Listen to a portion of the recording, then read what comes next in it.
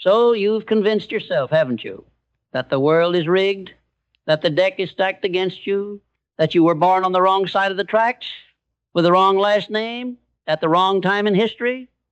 You've mastered the art of the eloquent excuse, haven't you? The finely tuned, well-rehearsed narrative of why you are a victim of forces beyond your control. It's a compelling story, one you tell yourself every single morning when you hit snooze on the alarm that whispers of a better life. It's a story of comfort. It's a story of safety. It's the story of the gilded cage we build for ourselves, then cry about the fact that we can't fly. We build walls of what if and I can't, and then we stare at the horizon and wonder why the view is so limited. We talk about desire. We speak of ambition. We dream of a life of impact and abundance, but then we turn and choose the path of least resistance. We choose the soft couch over the hard climb. We choose the predictable paycheck over the audacious leap.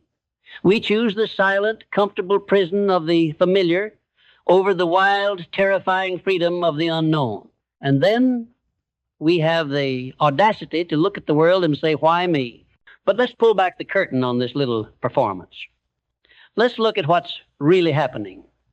It's not the world that's rigged, it's the mind. The mind, that magnificent, terrifying engine of creation, is also a master of self-deception. It will find 1,000 ways to justify inaction, to defend mediocrity, to protect us from the very discomfort that precedes every single meaningful breakthrough. It will tell you that the circumstances are the problem. It will point to the economy, to your boss, to your family history, to anything and everything outside of your own reflection. And we, in our desperate desire to escape responsibility, eagerly accept these excuses as gospel. We look at the titans of industry, the visionaries of our time, the Carnegies and the Fords and the Musks, and we tell ourselves they had an advantage. We talk about their luck, their connections, their privileged starts. We gloss over the sleepless nights, the relentless failures, the years of ridicule and doubt. We forget that Andrew Carnegie was a poor Scottish immigrant. We forget that Henry Ford failed and went bankrupt more than once. We forget that Walt Disney was told he lacked imagination and had no good ideas.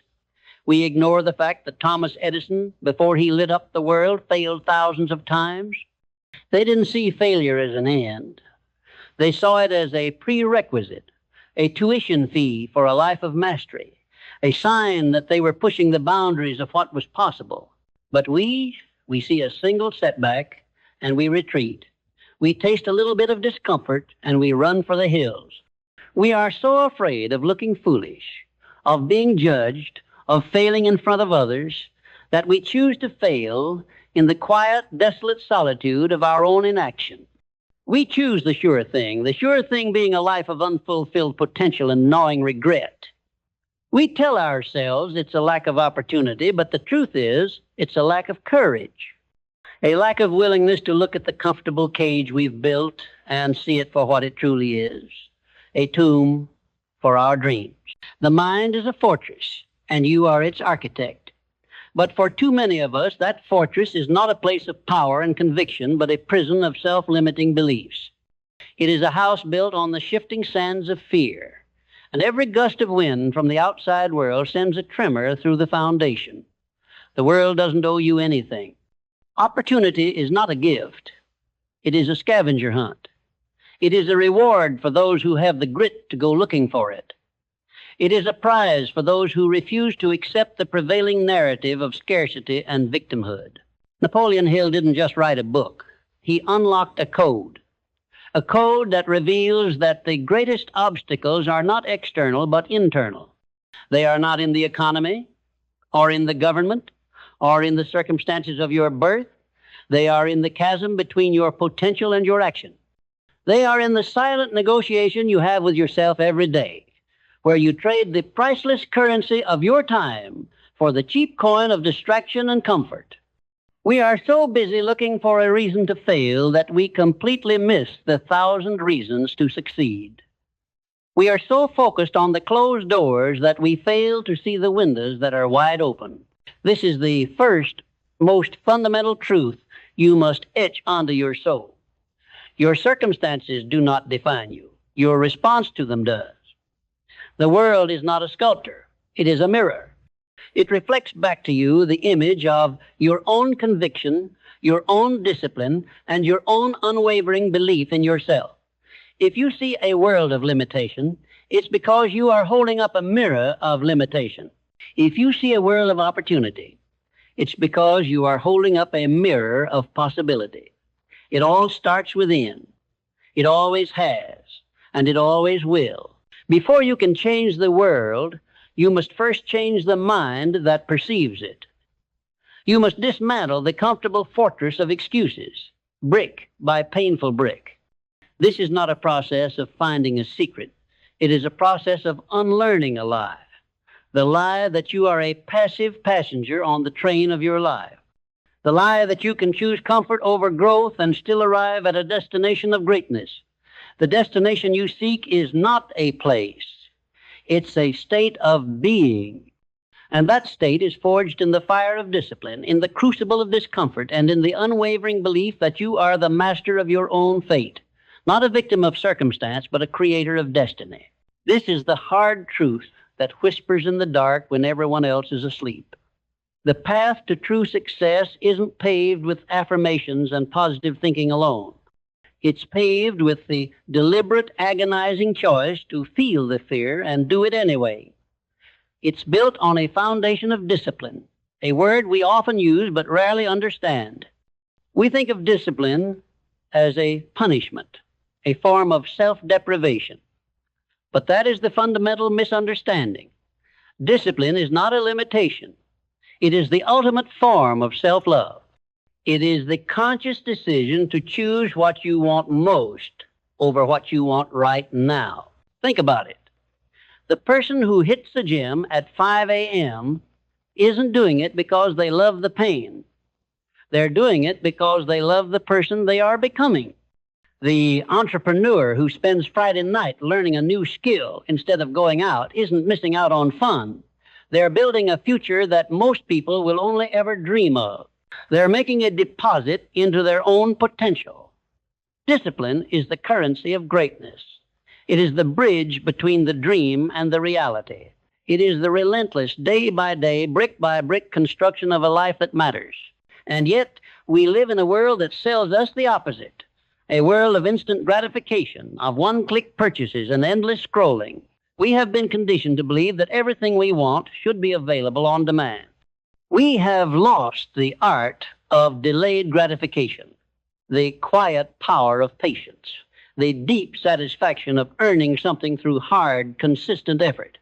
We want the result without the process. We want the harvest without the planting. We want the glory without the grind. But that's not how the universe works. That's not how reality is wired. The greatest achievements in human history were not the product of a lucky break. They were the result of an unshakable vision, a burning desire so intense it consumed every single part of a person's being. Think of Abraham Lincoln. He didn't just stumble into the presidency and lead a nation through its darkest hour. Before he signed the Emancipation Proclamation, he lost his job, failed in business, suffered a nervous breakdown, and was defeated in countless elections. But he had a vision, a deep-seated belief in a more perfect union. It was a vision that was bigger than his failures, bigger than his suffering, bigger than the ridicule of his peers. He didn't let circumstances define him. He let his vision guide him. And what about the men who built the Industrial Revolution? The titans like Carnegie and Rockefeller. They weren't just accumulating wealth. They were building an empire based on a singular, crystal-clear purpose. They saw a future of iron and oil and progress, and they pursued that vision with a monastic focus. They didn't have a backup plan. They didn't have a plan B, because a plan B is a form of self-sabotage. It's an escape hatch, a little voice that whispers, it's okay to quit. The truly great don't have a plan B. They have a burning certainty, an unyielding conviction that their vision will become reality, no matter the cost. So, where is your vision? Is it a vague, fleeting wish that you occasionally think about when you're stuck in traffic? Or is it a deeply ingrained, emotionally charged picture of the future you are willing to fight for? A vision isn't just a goal. It's a compass. It is the thing that guides your every decision, the filter through which you evaluate every opportunity. If an action doesn't align with your vision, you don't do it. It's that simple. It's that powerful. Clarity of vision is the second pillar of this philosophy. You can't hit a target you can't see. And most of us are wandering through life with a blurry, distorted picture of what we want. We say we want success or freedom or happiness, but what do those words even mean? Are they a new car, a certain bank account, a feeling of peace? You have to define it. You have to paint the picture in vivid, excruciating detail. What does your day look like?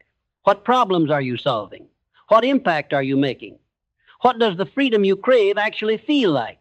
The power of a clear vision is not some mystical New Age concept. It is a neurological fact.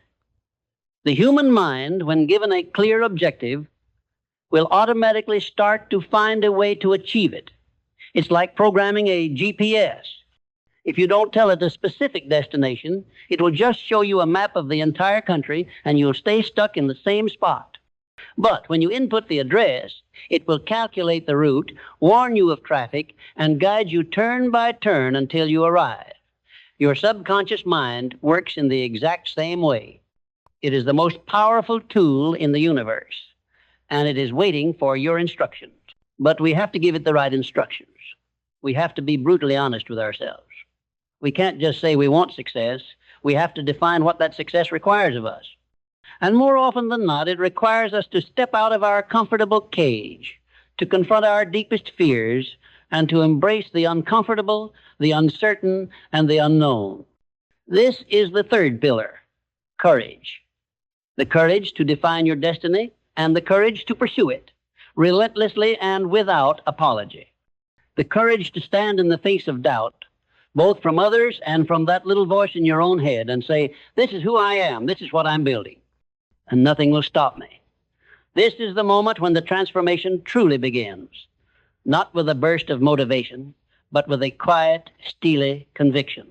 The courage to define your destiny leads us to the next most crucial step, action. Not just thinking about action, not just planning for action, but the raw, physical, undeniable act of taking the first step. Because a vision without action is a hallucination. It's a beautiful dream that will evaporate the moment you wake up. We are so good at preparing to act that we forget to actually act. We spend hours researching, days planning, weeks strategizing, all as a convenient excuse to avoid the terrifying moment of truth, the moment of execution. And what happens in that moment? Fear. The fear of making a mistake, the fear of looking foolish, the fear of wasting our time, our money, our effort. But here is what the masters know. The greatest education is not in the classroom. It's in the arena. It's in the doing. It's in the messy, imperfect, terrifying process of trying. Every single failure is a lesson. Every single setback is an opportunity for a course correction. Every single moment of discomfort is a sign that you are on the right track because you are pushing beyond your current limitations. Consider the great inventors, the pioneers of the modern world. The Wright brothers didn't sit around debating the physics of flight for years. They built a machine and they crashed it again and again and again. They learned from every failure. They studied the way the wind worked, the way the wings responded, the way their controls reacted, and they used that information to refine their design. They didn't see a crash as a reason to give up. They saw it as a data point, a critical piece of information that would get them one step closer to their goal. We, on the other hand, want the perfect plan. We want a foolproof strategy. We want a guarantee of success before we even start. But life doesn't offer guarantees. The market doesn't offer guarantees. Your dreams don't come with an instruction manual that ensures a happy ending. The only guarantee you have is the one you make to yourself. A promise to show up, to put in the work, and to learn from the results no matter what they are. This is where the concept of resilience comes in. Resilience isn't just about bouncing back. It's about being forged by the fire. It's about developing the inner fortitude to withstand the storms, to endure the ridicule, to persevere when every rational fiber of your being is telling you to quit. Look at a tree in a hurricane. It doesn't fight the wind by being rigid. It bends, it sways. It uses the pressure to strengthen its roots and to shed the weak branches. And when the storm passes, it stands stronger, more deeply rooted than it was before. That is true resilience. Resilience is not a trait you are born with. It is a muscle you develop. You develop it by embracing the struggle, by seeing setbacks not as a personal indictment, but as a rite of passage. You develop it by understanding that every single person who has ever achieved anything great has a mountain of failures behind them. They just didn't let those failures define their future. They used them as fuel. They saw them as proof that they were pushing the envelope, that they were operating on the edge of their comfort zone, which is precisely where all growth occurs. And what about the voice of the doubter?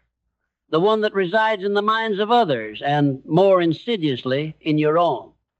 The world will tell you that your dreams are foolish. Your friends might tell you that you are being unrealistic. Your family might tell you to play it safe. These are the voices of the uninitiated, the voices of those who've already surrendered their dreams to the gods of comfort and security. You have to learn to tune them out. You have to develop an almost defiant belief in your own vision. This brings us to adaptability. The world is not static. The market changes, technology evolves, and what worked yesterday might not work today. The truly successful are not the ones who cling to a single plan. They are the ones who can pivot, who can adjust, who can see a changing landscape as an opportunity, not a threat. Think of Steve Jobs, a man who was fired from the very company he founded. He didn't retreat. He adapted. He started a new company, NextT, and bought another, Pixar. And in doing so, he learned new skills, developed new perspectives, and ultimately returned to Apple to save it and lead it to unprecedented greatness. He used his greatest setback as the catalyst for his greatest transformation. The world rewards those who are learners, those who are perpetually curious, those who see every experience as a lesson. It doesn't matter how many degrees you have or how much you know. What matters is your willingness to learn what you don't know. The most valuable skill in the 21st century is not a specific knowledge set. It's the ability to learn, unlearn, and relearn. It is the humility to admit when you are wrong and the courage to change course. So stop waiting for the perfect moment. Stop waiting for the perfect plan. Stop waiting for the stars to align, because the universe doesn't align the stars for you.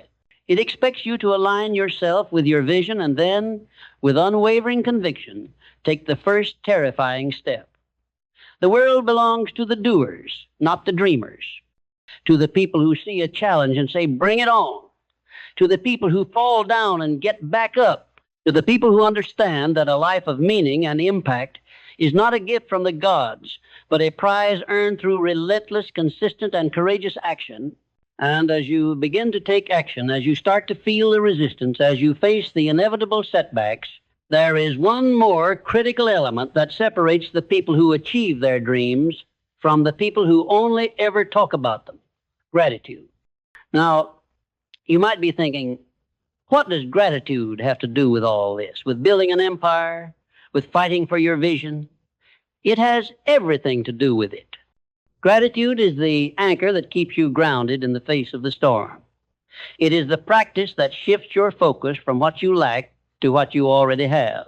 When we are focused on the obstacles, on the things that aren't working, on the resources we don't have, our minds shut down. We fall back into that old comfortable narrative of victimhood. But when you practice gratitude, you open your eyes to the abundance that already exists around you. You realize that you have a mind, a body, and a will. You have the ability to learn. You have access to information that was unimaginable to the generations that came before you. You have the time and the freedom to pursue your passions. Think about it. The great inventors and entrepreneurs of the past didn't have the internet. They didn't have instant access to a global network of knowledge and resources. They had to build everything from scratch with limited tools and even more limited information. Yet they built empires. They changed the world. And they did it because they were grateful for the opportunity to try. They were grateful for the chance to fail, to learn, to grow. They didn't see a challenge as a burden. They saw it as a gift. This isn't about being naive. It's not about ignoring the problems in the world. It's about a conscious decision to focus on the solutions. It's about a deep, fundamental understanding that your state of mind is the single most powerful tool you possess, and gratitude is the most powerful tool for shaping that state of mind. It allows you to operate from a place of abundance, not scarcity. It allows you to see possibilities where others see limitations. And this leads us to the final, most transformative step, the understanding of purpose. This is the North Star, the why that fuels the what. Because building an empire or achieving success for its own sake is a hollow victory. Money and status are not a purpose. They are a byproduct. They are a consequence of solving a problem for other people. The people who change the world, the people who leave a legacy, are not driven by a desire for fame or fortune. They are driven by a deep, unwavering purpose, a purpose that is bigger than themselves. Think of Martin Luther King Jr. He didn't have a business plan. He didn't have a strategy for monetizing a movement. He had a dream, a purpose, a burning conviction that injustice could not stand. He was willing to sacrifice everything, his comfort, his safety, even his life, for that purpose. And in doing so, he changed the course of a nation. His purpose was the engine that powered his discipline, his resilience, and his courage. So, you have to ask yourself, what is your purpose? What is the problem you were put on this earth to solve? What is the legacy you want to leave behind? What impact do you want to have on the lives of others? This is not a question you can answer in a single sitting. It is a question you must live. It is a question that requires introspection and honesty and the courage to look at yourself and your skills and your passions and ask, how can I use all of this to serve something bigger than myself? Because when your work is aligned with your purpose, it doesn't feel like work anymore. It feels like a calling. It feels like a mission. And when you are on a mission, you don't need external motivation. The motivation comes from within. It comes from the unwavering certainty that what you are doing matters, that your life is not just a series of events, but a deliberate, purposeful unfolding of your destiny. This is the ultimate freedom, the freedom from a life of just getting by, the freedom from a life of comfort and complacency, the freedom to build, to create, to serve, and to leave a mark on the world that cannot be erased. And it all begins with the choice to stop blaming circumstances, the choice to stop being a victim, the choice to step into your power, to embrace the discomfort, and to become the master of your own fate. And so we arrive at the crossroads, a moment of reckoning, a quiet, terrifying, and ultimately liberating moment where you must confront the lie you have been telling yourself, the lie that the circumstances of your life have made you powerless. Because the moment you stop telling that story, the moment you take full, unequivocal ownership of your choices, is the moment your life truly begins. It is the moment you step out of the shadows of excuses and into the blazing light of personal responsibility. This is not a pleasant journey. It requires a level of brutal self-honesty that most people will avoid their entire lives. It requires you to look in the mirror and acknowledge every shortcut you've taken, every uncomfortable conversation you've avoided, every hard task you've procrastinated on. It means you have to face the fact that the person who has held you back the most is not your boss or your parents or the government. It's the person staring back at you in the reflection. But in this painful acknowledgement, there is immense power. Because if you are the one who has held yourself back, then you are also the only one who can set yourself free. And that freedom, that deep, soul-shaking liberation, comes from the discipline of thought. We talked about the power of vision, but before you can have a vision, you must first have control over your mind. The mind is a garden, and if you don't tend to it, weeds will grow. The weeds of doubt, of fear, of scarcity, of victimhood. The average person's mind is a chaotic mess of unfiltered information, negative self-talk, and external noise. We spend our days consuming a constant stream of information, social media feeds, news alerts, idle gossip, and we wonder why we feel anxious, overwhelmed, and unfulfilled. We are filling our minds with the concerns of others, with a manufactured reality of conflict and drama, and then we are shocked when we can't find the clarity we need to focus on our own lives. The titans of industry, the visionaries of our time, understood this. They understood that their mind was their most valuable asset, and they protected it fiercely. Think of Elon Musk. You can disagree with his methods, but you cannot deny his focus. He has an almost pathological ability to block out the noise, to tune out the critics, to ignore the prevailing narrative of what is possible. He is a master of directing his own thoughts, of focusing his intellectual and emotional energy on a singular, audacious purpose. This is not a matter of positive thinking. It is a matter of strategic thinking. It is the conscious decision to feed your mind with things that empower you and to starve it of things that weaken you. It means replacing the hours spent scrolling with hours spent reading. It means replacing the conversations about problems with conversations about solutions. It means replacing the toxic news cycle with the study of history, of philosophy, of the lives of people who have already accomplished what you are trying to achieve. And this leads to the most important question of all. Who is in your mastermind alliance? Napoleon Hill wrote about this a century ago, but the principle is more relevant today than ever. We are the sum total of the 5 people we spend the most time with. Are the people in your life raising your standards or lowering them? Are they challenging you to be better? Or are they giving you a comfortable place to complain? Are they inspiring you to take action? Or are they reinforcing your excuses? If you are the smartest person in your group, you are in the wrong group. If you are surrounded by people who are content with mediocrity, you will eventually become content with mediocrity. Your environment is more powerful than your will. Your peer group is a reflection of your potential. And if you want to change your potential, you must change your peers. This is a difficult, sometimes painful process. It may mean letting go of relationships that no longer serve your higher purpose. But the alternative is to remain stuck in the same place with the same story for the rest of your life. The masters understand that you cannot walk the path to greatness alone. You need a team, a mastermind, a small select group of people who are also relentlessly pursuing their own visions. People who will not accept your excuses. People who will call you out when you are operating at a level below your potential. People who will celebrate your victories and pick you up after your failures. This is not just a networking strategy. It is a survival strategy.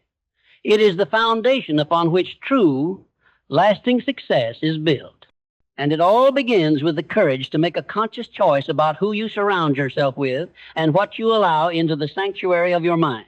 And this brings us to the most overlooked and most misunderstood element of all, the power of the intangible. We are conditioned to believe that success is a matter of tangible things, of money, of connections, of a specific set of skills. But the truth is, the greatest force in the universe, the force that has moved mountains and built empires and reshaped civilizations, is something you cannot see or touch or measure. It is the power of faith, not faith in a religious sense, but faith in the unwavering conviction that your vision will come to pass, even when all the evidence in the physical world suggests otherwise. This is the faith that kept Thomas Edison in his lab for days on end, trying thousands of combinations for the light bulb, long after everyone else had given up. He wasn't just working, he was operating from a place of unshakable certainty. He knew it was going to work. It was just a matter of time. The physical world, the broken filaments, and the failed experiments was just temporary feedback. His mind, however, was already living in a world of light. This is the faith that drove the pioneers of flight, the Wright brothers, to risk their lives in a contraption of wood and canvas, while the world laughed and called them fools. They had a singular, radical belief in their ability to conquer the sky. The wind, the gravity, the endless crashes, these were just temporary inconveniences. Their faith was the engine. And this is the same force that drives the modern-day visionaries. Think of the pioneers of space exploration, the men and women who are building rockets in their backyards, who are dreaming of a multiplanetary species. The odds are against them. The physics are against them, but their faith, their unshakable belief that they can solve the problem is what propels them forward. It is the silent internal engine of creation. Faith is not a passive wish. It is an active state of mind. It is the ability to hold a picture in your mind so clearly and with such emotional intensity that it begins to manifest in your actions and your reality. It is the practice of living as if your dream has already come true.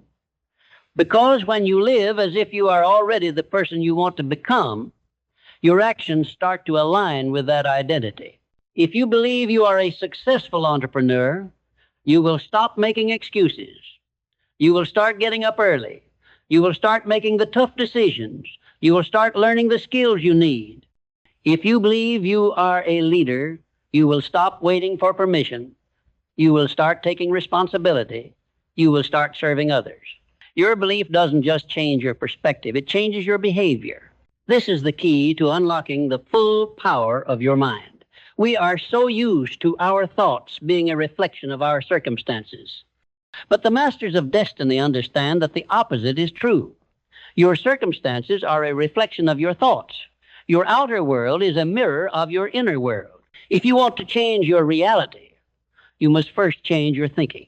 And this requires the daily, conscious practice of self-mastery. The discipline to control what you allow into your mind. The conviction to pursue your purpose, and the unwavering faith that your vision is not just a fantasy, but a future waiting to be created. It is the willingness to do the inner work, the meditation, the journaling, the quiet moments of reflection that most people will never have the patience for because they are too busy looking for a quick fix. They are too busy consuming instead of creating. But the real creators, the true masters of their own destiny, understand that the greatest battle is not with the world, but with themselves. The greatest victory is not over your competitors, but over your own doubts, your own fears, your own self-limiting beliefs. And the greatest power you will ever possess is not in your connections or your credentials or your bank account. It is in your mind and your ability to direct its immense power towards a singular, audacious purpose. And the final, ultimate form of this self-mastery is the commitment to continuous learning. The moment you think you have arrived, the moment you stop asking questions, the moment you become complacent, is the moment your growth stops. The world's most successful people, the titans of every industry, are not the ones who knew everything. They are the ones who were perpetually curious. They are the ones who understood that the only constant in life is change. And the only way to stay ahead of it is to keep learning. Think of Benjamin Franklin. He was not just an inventor or a statesman. He was a relentless learner. He was a polymath who taught himself French, Italian, Spanish, and Latin. He founded the first lending library in America because he understood that knowledge was a communal resource and that a society's progress was directly tied to its ability to share and disseminate information. Franklin was a living example of the growth mindset, the belief that your skills and intelligence are not fixed traits, but are things that can be developed through dedication and hard work. Today, we have access to more information than at any point in human history. The world's knowledge is literally at our fingertips. But instead of using this power to elevate ourselves, we often use it to distract ourselves. We are a generation of consumers, not creators. We spend hours scrolling through social media, watching endless streams of content, and engaging in mindless entertainment, all while telling ourselves that we don't have time to learn a new skill, to read a book, to work on our vision. This is the hidden cost of our comfort. The price we pay for immediate gratification is the sacrifice of our long-term potential. But the true masters of their craft, the people who are not just successful but also deeply fulfilled, understand that learning is not a chore. It is a privilege. It is the key that unlocks new doors, the fuel that powers new ideas, and the foundation upon which true expertise is built. This is not just about formal education. It's about being a student of life. It's about paying attention to the details. It's about listening more than you speak. It's about seeking out new perspectives, even the ones you disagree with. It's about asking why and how and what if, instead of just accepting things as they are. It is the willingness to be a beginner, even when you have already achieved a certain level of success. And it all comes back to a single choice: the choice to be an active participant in your own evolution, the choice to stop being a passive observer and start being an engaged creator, the choice to embrace the discomfort of not knowing, to embrace the awkwardness of trying something new, and to embrace the humility of admitting that you don't have all the answers. Because the moment you think you do is the moment you become obsolete. The world is not waiting for a hero. It is waiting for a student who is willing to do the work, a student who is willing to learn from their failures, a student who is willing to take full responsibility for their journey, and a student who understands that the only true competition is not with others, but with the person you were yesterday. This is the path to freedom, not the freedom from work, but the freedom to do work that matters. Not the freedom from problems, but the freedom to solve them on your own terms. And this is where we must talk about the power of giving, the final piece of this puzzle, the part of the equation that most people miss entirely. We are so focused on getting, on taking, on accumulating, that we forget the fundamental law of the universe. You cannot receive what you are unwilling to give. Think about the great fortunes of history. Carnegie didn't just accumulate wealth. He revolutionized the steel industry, building the infrastructure that powered a nation. Rockefeller didn't just get rich. He streamlined and standardized the oil industry, providing the energy that fueled the industrial revolution. Henry Ford didn't just sell cars. He created a system that made them affordable for the average person, putting the world on wheels. These people didn't become great by hoarding. They became great by giving, by solving a massive problem for millions of people, by providing value on a scale that had never been seen before. Your success is not just a matter of your ambition. It is a direct reflection of the value you provide to the world. If you want to earn more, you must first learn to serve more. If you want to have a greater impact, you must first learn to solve a bigger problem. This is the ultimate truth of the modern economy. The market pays for solutions. It rewards those who are willing to roll up their sleeves, to do the hard work, to create something that makes life better, easier, or more enjoyable for others. And this is not just about business. It is about your life. The people who are the most fulfilled are not the ones who are only focused on themselves. They are the ones who are focused on serving others. They are the ones who find purpose in contribution. They are the mentors who guide the next generation. They are the volunteers who give their time to a cause they believe in.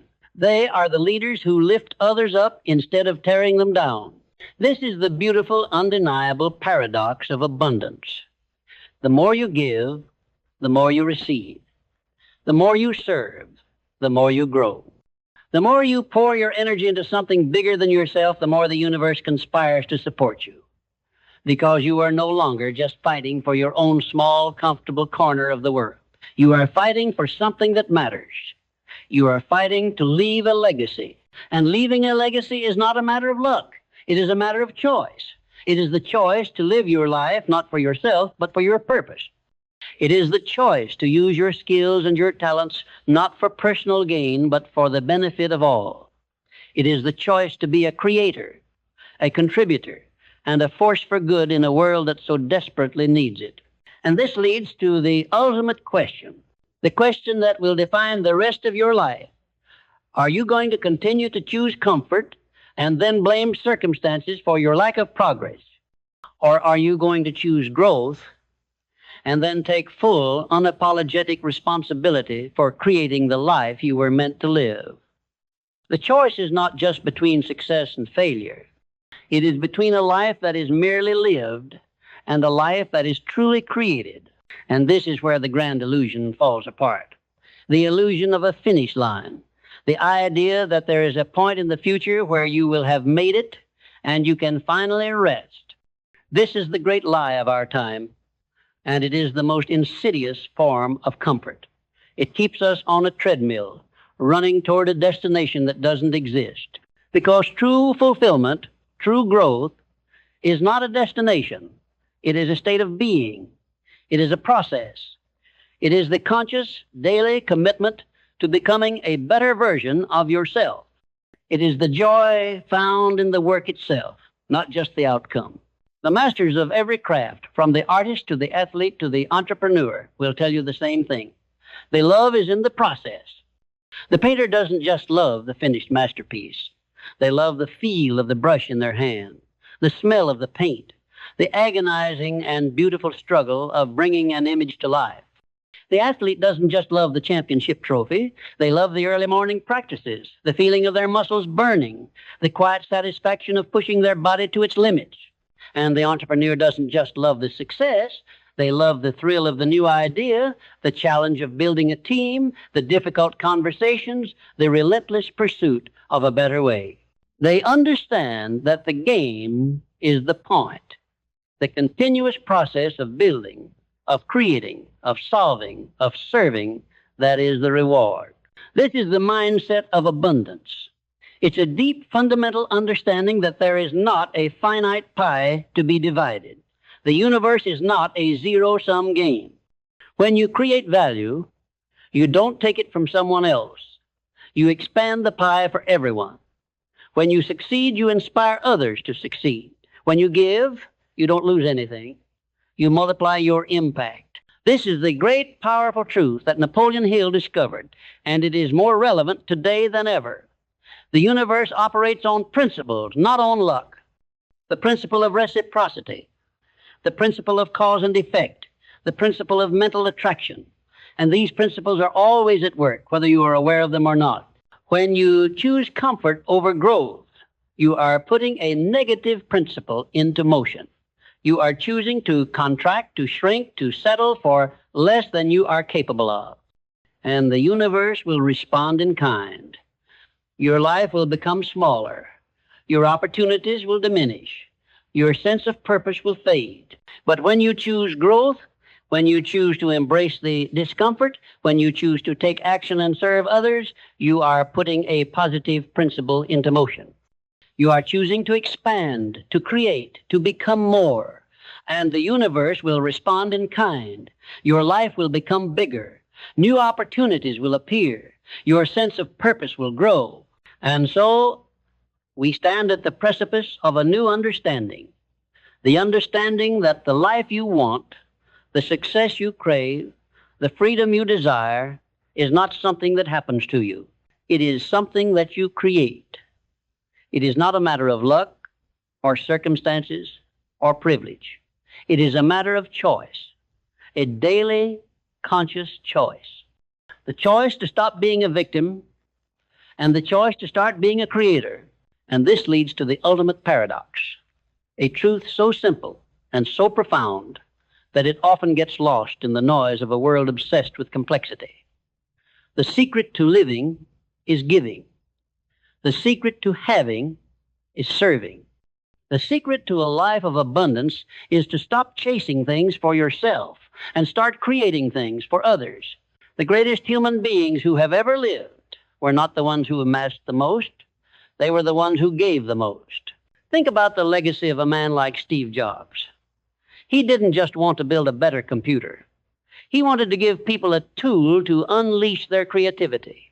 He wanted to put the power of the digital world into the hands of every individual.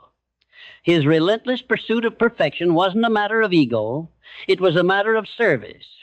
He was driven by a deep fundamental belief that his work could enrich the lives of others, that it could change the way we communicate, create, and connect. Or consider a modern hero like Elon Musk. His vision isn't about building an empire for its own sake. He talks about accelerating humanity's transition to sustainable energy. He talks about making humans a multiplanetary species. His purpose is to solve humanity-level problems. And his wealth, his influence, his public profile, these are not the goals. They are the consequences. They are the natural and inevitable result of providing value on a scale that is almost unimaginable. This is the great shift in perspective you must make. You must stop thinking like a consumer and start thinking like a creator. Stop asking, what can I get? And start asking, what can I give? Stop looking for a shortcut to wealth and start looking for a problem that you can solve for 1 million people. Stop waiting for an opportunity to come to you and start creating one for yourself and for others. And the moment you make this mental shift, everything changes. The work stops feeling like a chore and starts feeling like a calling. The failures stop feeling like a punishment and start feeling like a necessary part of the journey. The money stops feeling like an end and starts feeling like a tool to amplify your impact, to build a bigger vision, to serve more people. Because true success, the kind that lasts, the kind that brings deep, soul-etching fulfillment, is not measured in dollars or followers. It is measured in impact. It is measured in the number of lives you have touched, the number of problems you have solved, the number of people you have inspired. It is a legacy that cannot be bought, but must be earned, one act of service at a time. And this is where we return to the very beginning, to the question of blame and circumstances. Because the truth is, the world doesn't care about your excuses. It doesn't care about your story of victimhood. It doesn't care about what you were born with or what you were denied. The world cares about one thing and one thing only, the value you provide. And that value, that ability to create and to serve, is not determined by your circumstances. It is determined by your mindset, your discipline, your courage, and your willingness to act. It is determined by the choices you make every single day. The choice to get up early, the choice to put in the work, the choice to face the fear, the choice to give. So let's stop this self-defeating monologue. Let's stop telling the story of why you can't, and let's start writing a new one, a story of unwavering purpose, a story of relentless action, a story of a life not defined by the circumstances you were given, but by the legacy you are determined to create. And so we come to the great reckoning, a silent war that rages not in the outside world, but within the walls of your own mind. It is a battle between the person you are and the person you are capable of becoming. And the most dangerous weapon in this war is procrastination. We think of procrastination as a simple act of laziness, a mere delay. But it is far more sinister than that. Procrastination is the silent assassin of dreams. It is a well-rehearsed excuse, a meticulously crafted narrative of "I'll do it later" that eventually becomes "I never did it at all." We use it to protect ourselves. We tell ourselves we need more time, more research, more perfect conditions. We fill our calendars with trivial tasks and our minds with useless information, all as a clever way to avoid the one thing we know we must do: take the first terrifying step toward our vision. But what if you embraced the imperfection? What if you understood that the perfect time will never come, that the perfect plan will never be written? What if you learned to fall in love with the messy, chaotic, and often embarrassing process of starting before you're ready? Because the truth is, every single person who has ever achieved anything great was not a master when they started. They were a student. They were a beginner.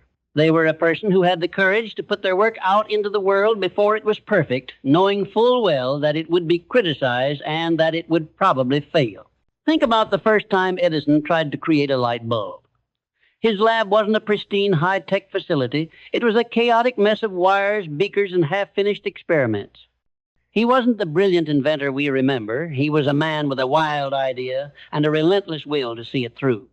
He failed thousands of times, not because he was a failure, but because he saw every failure as a new piece of information, a new clue on the path to success. We, on the other hand, are so terrified of the first failure that we never even try. We are so afraid of looking foolish that we choose the ultimate folly, a life of unfulfilled potential. We choose the comfort of the sidelines, and then we have the audacity to complain about not being in the game. But the game doesn't care about your potential.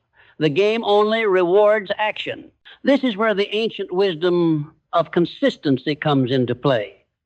It's not the big heroic gesture that changes your life. It's the small, boring, repetitive action that you take every single day. It's the page you write, the hour you study, the call you make, the workout you complete. It's the daily conscious choice to be better than you were yesterday, because consistency creates momentum. It builds a powerful flywheel of progress that over time becomes unstoppable. A single push won't get the wheel moving, but 1,000 small, consistent pushes will build a force so powerful it can't be stopped. And that force, that quiet, steady engine of discipline, is the single greatest predictor of success in any endeavor. So stop waiting for inspiration. Stop waiting for motivation. Stop waiting for the perfect time. The time is now. The moment is now. The only thing standing between you and the life you want is the decision to stop procrastinating and start acting. It's a decision that must be made not once, but every single day. A decision to choose courage over comfort. A decision to choose growth over stagnation.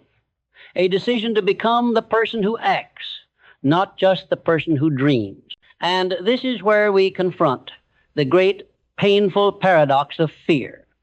We are so conditioned to see fear as a stop sign, a signal to retreat, a reason to turn back. But the true masters of their destiny, the people who have bent reality to their will, understand that fear is not an enemy, it is a compass. It is a signpost pointing directly to the very thing you need to do. The fear you feel when you're about to make a cold call, when you're about to launch your project, when you're about to have a difficult conversation, that fear is not a weakness. It is a signal from your subconscious mind that you are standing at the edge of your comfort zone, at the precipice of your potential. It is a feeling of reverence for the magnitude of the moment. And the people who achieve greatness are not the ones who are fearless. They are the ones who feel the fear and do it anyway.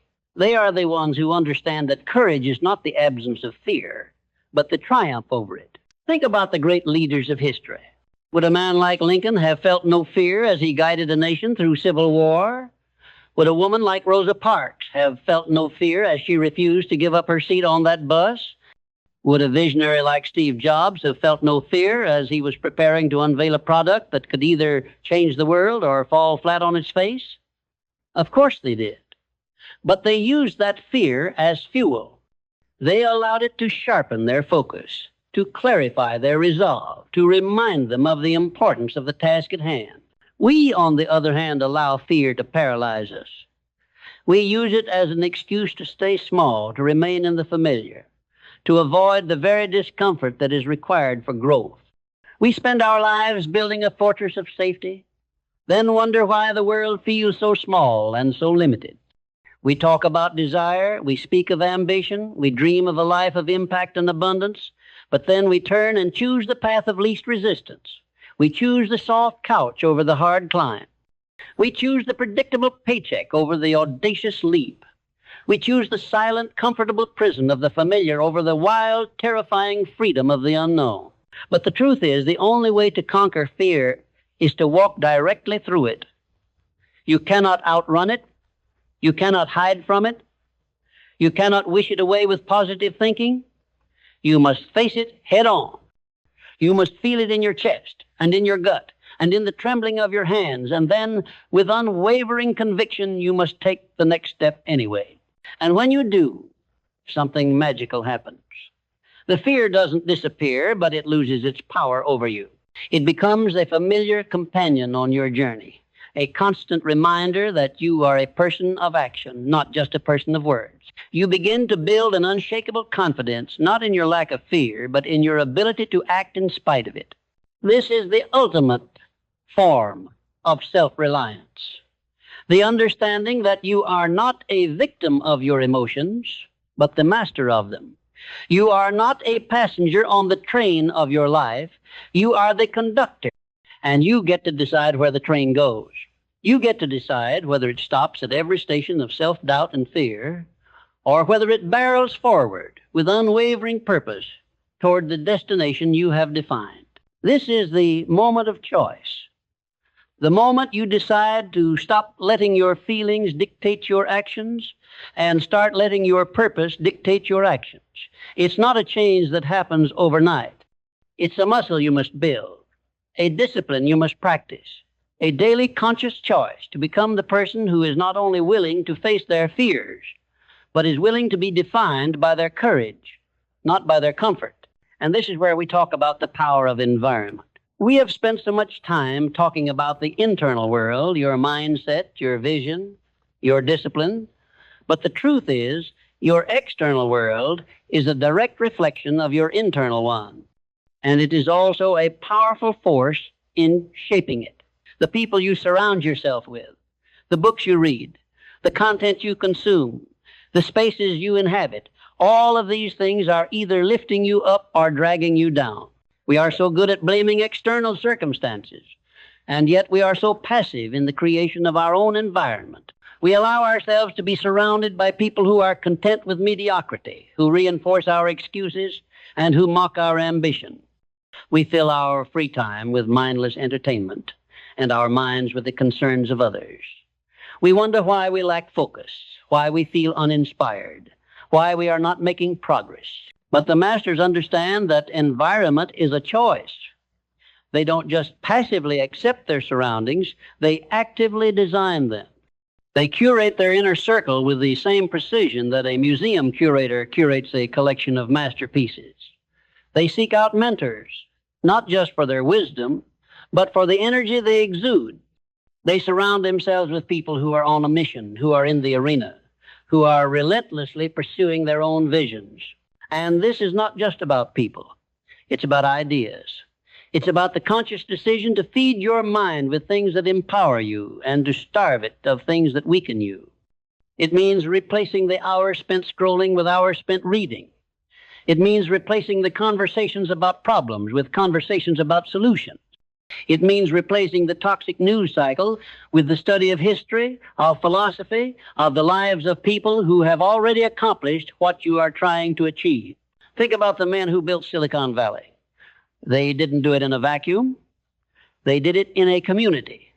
They did it in garages and coffee shops and late-night coding sessions, surrounded by other people who were equally obsessed with changing the world. The environment was the catalyst. It was the incubator of their genius. It was the force that turned their wild ideas into tangible reality. You have the power to create that kind of environment for yourself. You can choose to be the one who sets the standard. You can choose to be the one who brings people together around a shared purpose. You can choose to be a person of action in a world of passivity. But it all starts with a conscious decision. The decision to stop complaining about your environment and to start creating a new one. A decision to stop being a victim of your surroundings and to start being the architect of your own world. And this is the daily practice. It's the daily conscious choice to be intentional about who and what you allow into your life. It's the decision to say no to the things that don't serve your vision and to say yes to the things that do. It is the understanding that your life is not just a series of events, but a deliberate, purposeful creation. And you are the creator. And this is where we must talk about the silent epidemic of our time, the loss of focus. In a world of infinite distraction, where every device is a siren call to 1,000 different tabs, we have lost the ability to sit with a single thought, to work on a single project, to master a single skill. We are a generation of intellectual tourists, wandering from one fleeting interest to the next, never settling down long enough to build something of substance. We mistake business for productivity. We are constantly in motion, but we are going nowhere. We check our emails, we scroll our feeds, we respond to texts, all while telling ourselves we are being productive.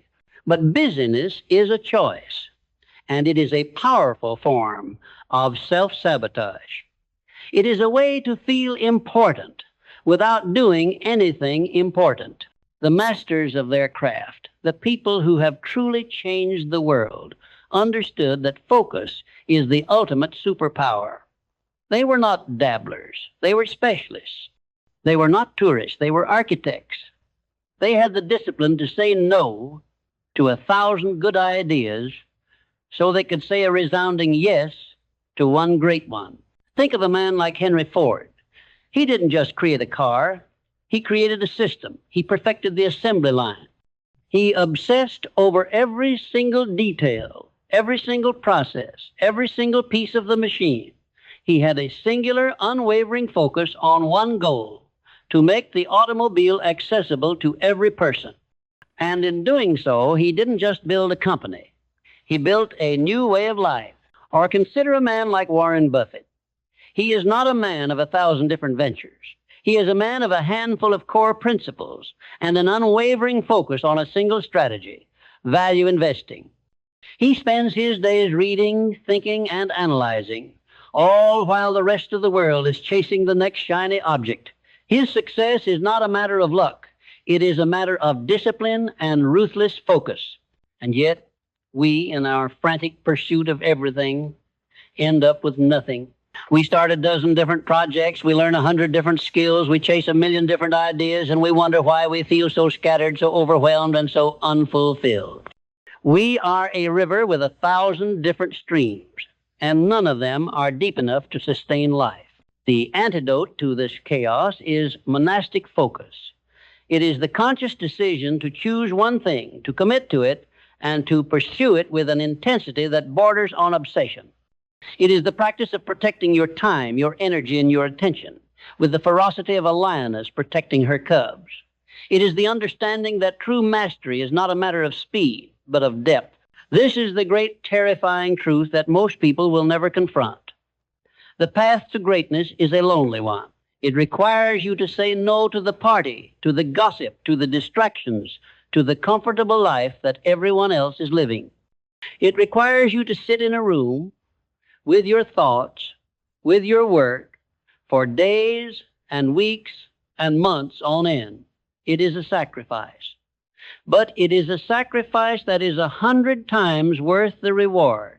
Because when you develop the power of focus, you don't just get more done. You become a person who can do anything. You become a person who can solve a problem, who can build a vision, who can create a legacy. You become a person who is not just living in the world, but is actively shaping it. And that, my friend, is the ultimate power. And so here we are, at the end of the excuses, at the crossroads of your life. The story you have been telling yourself, the story of blame, of victimhood, of circumstances, has run its course. It is a tired old narrative that no longer serves you. It is a prison you built with your own hands, and you hold the key. So what are you going to do now? Are you going to continue to sit in the silent, comfortable prison of the familiar, or are you going to step into the wild, terrifying freedom of the unknown? Are you going to keep telling the story of why you can't, or are you going to start living the story of why you can? Because here is the ultimate, undeniable truth. The only thing standing between you and the life you want is the story you are telling yourself about it. The world doesn't care about your past. It doesn't care about your failures. It doesn't care about what you were born with or what you were denied. The world only cares about the value you are willing to create, the problems you are willing to solve, and the person you are willing to become. And that transformation, that shift from victim to creator, is not a matter of luck. It is a matter of choice, a daily conscious choice. The choice to stop being a passive passenger and to start being the driver. The choice to stop being a consumer of life and to start being a creator of it. This is the great work of your life. This is the ultimate calling, not to find yourself, but to create yourself. Not to discover your purpose, but to define it. Not to live a life that is given to you, but to build a life that is worthy of you. So let this be the moment. Let this be the day you close the book on your old story. Let this be the day you stop blaming circumstances and start taking ownership. Let this be the day you stop making excuses and start making progress. Let this be the day you choose courage over comfort, growth over stagnation, and action over fear. The world is waiting. Your vision is waiting. The person you are meant to be is waiting. What are you going to do now? The choice is yours. And the time is now.